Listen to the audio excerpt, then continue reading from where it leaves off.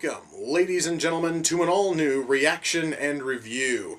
Tonight, guys, I'm taking a look at a horror movie from 1993, and it's one I've wanted to watch for a long time. That movie is Leprechaun, and the way I got my hands on a copy is somebody went on the Amazon.com wish list, and they bought the Leprechaun 4-pack and sent it in.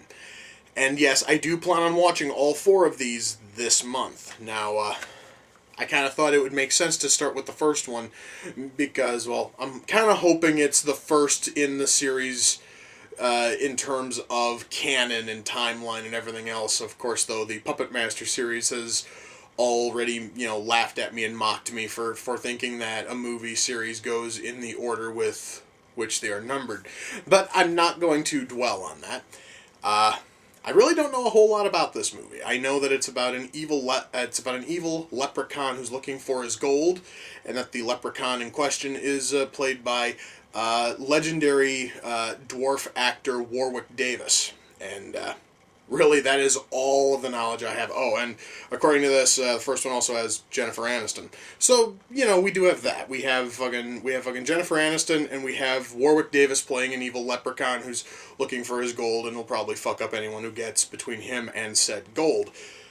Frankly, that, to me, sounds like a recipe for awesome, and I'm kind of hoping that it is at least decent. But the only way to find out is if I shut the fuck up, I quit fucking stalling, and I push play. So, without further ado, it's time to kick back, relax, and check out Leprechaun.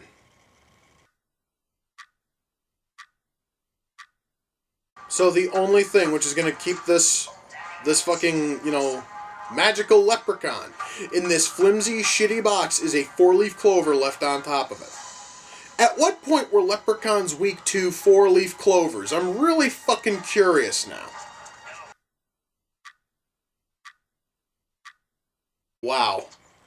She has been on camera for all of, a minute, and I already want her to die. I want Jennifer Aniston's character to die because of the endless bitching and whining and pissing and moaning. Again, she's only been on fucking screen for just a minute at best. And I already want her to die. I believe that might be a fucking record, guys. Did that fucking rat just hiss? I'm not a big expert on rats, but I didn't think rats could hiss like fucking snakes, okay? Perhaps maybe it's just me. That seemed a little bit off, and I just want to note right now, the only likable character in this movie so far is the fucking leprechaun, and I hope and pray he kills everybody else in this fucking movie. I really want him to be the last thing standing. Oh, look at that, a real shitty digital rainbow painted into the skyline. How nice. Anyway, yeah, I want all of these people to die in this movie. So they have decided to paint this house a shade of blue, which I can only call Smurf blue, and paint the shutters a blood red color. I'm sorry to say, but when this thing is finished, if they finish painting this by the time the movie is done, that is going to be one of the ugliest looking houses I think I've ever seen. Then again, seeing as in how apparently nobody in this film knows how to paint a house, it is going to look like shit regardless. Alright, guys. I just saw one of the most creative and awesome deaths I've seen in a horror movie in a long time. That was awesome, and I'm beginning to love this fucking leprechaun, dude. Alright, guys, I believe I've learned something here today. If you want to stop a rampaging leprechaun, drop a giant pile of unclean shoes in front of him, he will compulsively have to clean them all. I guess that's similar to vampires and, toothpicks. So, that's actually rather fucking cool.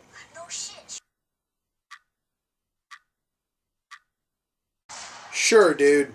Waste every single one of your fucking shells shooting at nothing. Even though the smart thing to do would be to wait until you can actually see your target before opening fire. However, though, seeing as how our four heroes in this film are all basically about as bright as burnt-out bulbs, I guess that doing the smart thing is just not an option, is it?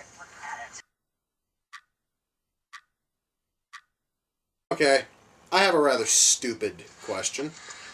You've already shot this fucking leprechaun twice with that stupid shotgun. Once was even in the head. It's already been established that shooting it's not gonna kill it. Why the fuck are you still carrying the shotgun? I'm sorry, you'd almost think that you would have given up on that after it failed miserably twice. Oh my fucking god. Alright, you know what? When I cracked that joke earlier about just scattering shoes and the leprechaun will have to compulsively clean them, when I made that fucking joke, I was just being a snarky dick. I did not think that would actually be their fucking strategy to get away from the goddamn thing. That's rather... Good God, what the fuck is wrong with this movie?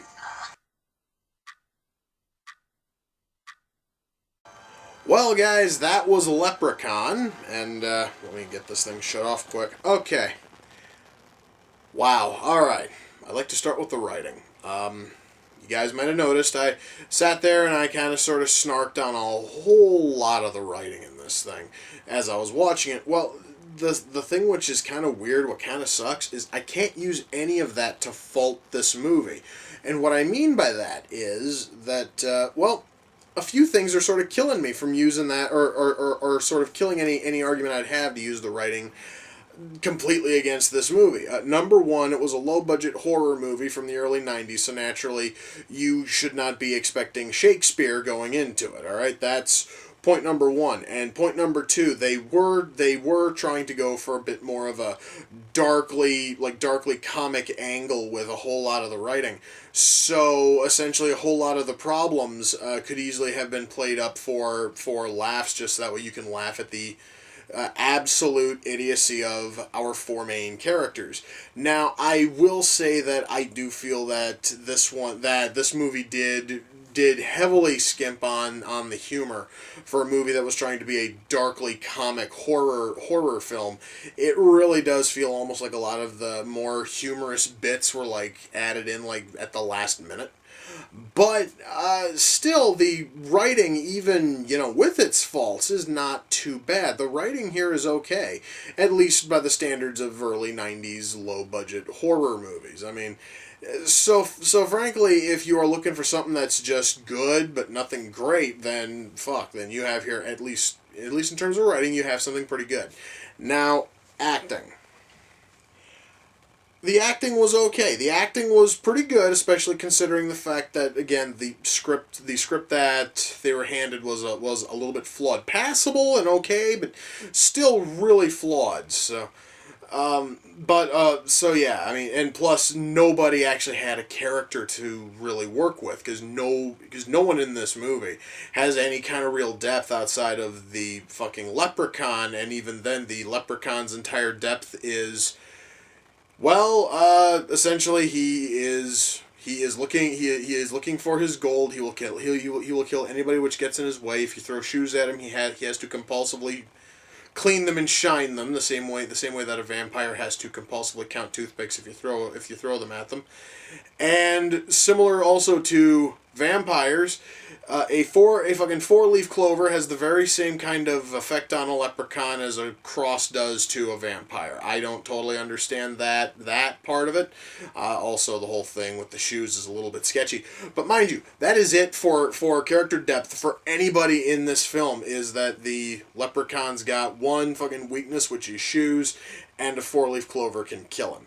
That's kind of sort of, well, it can kill him if it's utilized correctly, I should say.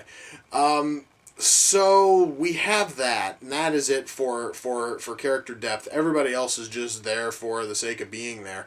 And our four protagonists are absolutely retarded. None of them have the slightest bit of smarts to speak of. Now, I can totally understand two of them not being that bright because, well, one of them is like 9 and the other one is a fucking man-child. Literally, he has some kind of like a mental issue, according to the script. I can totally understand those two being stupid. It's the other two that are giving me problems. One of them is a stuck-up bitch who is from the city. Literally, that guy's is literally Jennifer Aniston's character in a fucking nutshell. And then there's the other guy who works with the kid and works with the man-child as they paint houses, paint them very poorly. I should mention. I believe I also stated that as I was watching the movie. And that's really it for his, depth. That, and apparently he has a thing for her, and she has a thing for him, but it's very, very vaguely touched on. It's really nothing special. That is it for character depth across the rest of our main cast. And, of course, everybody else is not on camera long enough to get any kind of depth to speak of. So we have a cast who has to work with characters which are that shallow, and to be totally frank with you, they fucking pull it off, and they pull it off very, very well.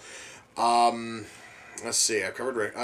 I would like to talk about a couple of technical problems. One of them could very easily just be the, DVD I have, and it's that the picture quality is ridiculously fuzzy. Now, this could easily be because they were using low-quality cameras or low-quality film, or maybe it was just sort of like processed poorly way back in '93, or maybe it was just a bad transfer from film to DVD or video to DVD. However in the fuck they did it for this. But the picture is ridiculously fuzzy at times. Mind you, it honestly is not fuzzy enough to kill it. But it is going to take a minute or two for your eyes to completely fucking adjust to exactly how fuzzy this image is. Not only do we have that, but then also, and this is another technical problem which could easily have come from a transfer, but I think it's been there since fucking '93, and it's that if you look onto the far side of the frame, you will see basically this big faded whitish void, which would just kind of sort of fade in and out right here along the side, and when you first notice it, you cannot stop noticing it.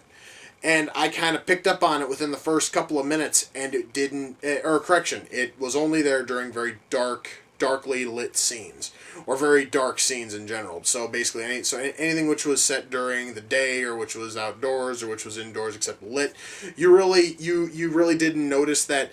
I would almost want to call it like a film, burn, and I know that's not what it fucking was, but that's kind of sort of the general look of it, was just that of film burn. And once more, if you are able to look past that, or if you're one of the people who just doesn't notice that kind of technical bullshit, then it's not going to bother you. And now I have a feeling that everyone who's watched the movie before watching this are probably going to go back and rewatch it and notice it, and then they're going to blame me because now they can't unnotice it.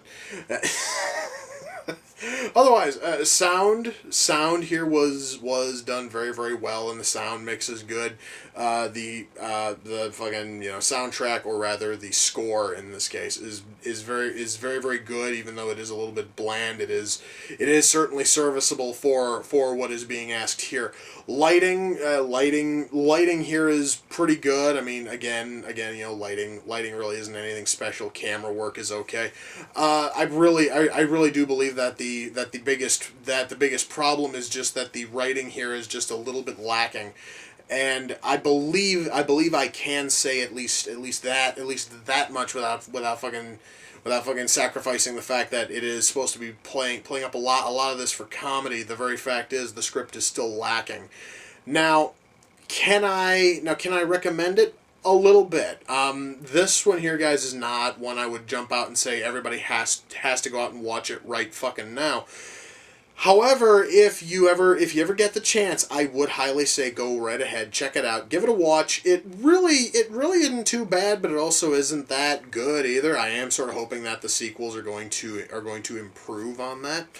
I really, really wish I could give you a much more definitive yes or no to this, but really that's about as good as I can give. Is, well, it is okay, but it's nothing ultimately special. Now, Leprechaun came off the Amazon wish list. The person who sent in this 4-movie pack, and you're going to be hearing his name a lot this month, is a YouTuber by the name of Adam the Gamer 2008. I have to write it down. So, and Adam, I'm just going to assume that your name is Adam. Correct me if I'm wrong.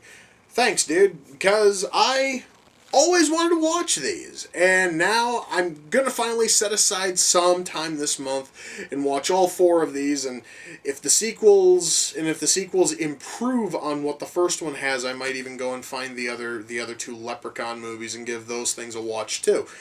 However, though, I will only find out that as this month goes on and I continue to watch these. So once more, Adam, thank you, and for everyone else, please, guys, go ahead and check out his channel. I have put a link to his channel in this video in the video description for here. So just go down there, click on it, and go fucking nuts. Check out everything he has, and if you like what you see, sub him. So yeah, guys, wow, I really sort of guess I was just expecting a little bit better when it comes to Leprechaun. Again, kind of hoping that the sequels improve on this, but I will find that out in a later episode. So, until next time, ladies and gentlemen, take care, and I will see you all in the near future. Peace.